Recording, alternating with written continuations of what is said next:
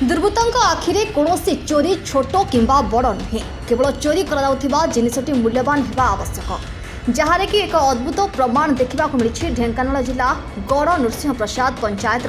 बालीपड़ा मौजार त्रिशक्ति rice mill विलंबित रात्रि मिल मध्य एक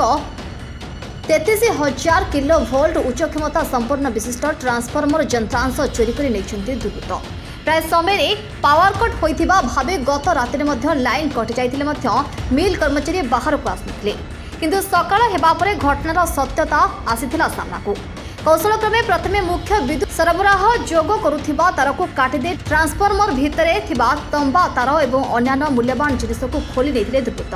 जहार कि आनुमानिक मूल्य प्राय 12 ରୁ 15 लाख हे बोली मिल मालिकों ठारू सूचना मिली तेरे एने भुवन थाना लिखित अभियोग करथिबा बेले शेष खबर सुधा पुलिस घटनास्थल रे पहुंची नथिबा देखिबा मिली पुलिस पेट्रोलिंग कर नथिबारु दुर्बृत्त एभली दुस्साहस करबा को सुजोग पाउथिबा स्थानीय अंचल रे चर्चा जोर धरिछि। राइस मिल रे सुपरवाइजिंग काम करे गत काली राति रे 10:40 11टा भितर समय हबो लाइन फास्ट कटि गला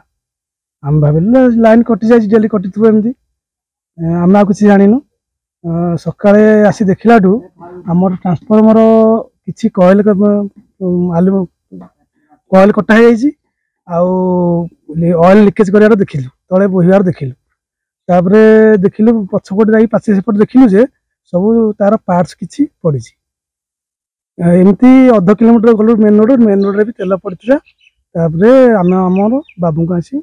रिपोर्ट कलु हाँ शुणुलु ये पाखापाखि 2-3 जगह ट्रांसफॉर्मर चोरी होता विद्युत विभाग अधीन विभिन्न स्थान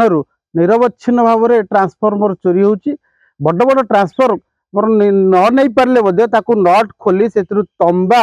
जोटा कि मूल्यवान जिनस चोरी कर नौकरी एक आज आम जानवा पाइलु जे भुवन ब्लॉक गबगड़ा ठारे त्रिशक्ति राइस मिल ट्रांसफॉर्मर चोरी होती जहाँकि heavy transformer 33 kV transformer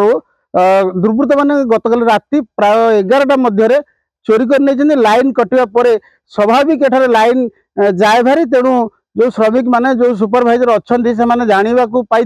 line कटिला हाँ एमती जनरल लाइन कटुची किंतु आज सकाल जो उठिक देखिले विभिन्न स्थान में सब यंत्रांश पड़ी ऑयल पड़ी तेणु चोरी होती से मालिक को खबर देइछंती ए सहित ढेंकानाल जिलार जो जातीय राजपथ 53 जाइए रामकृष्णपुर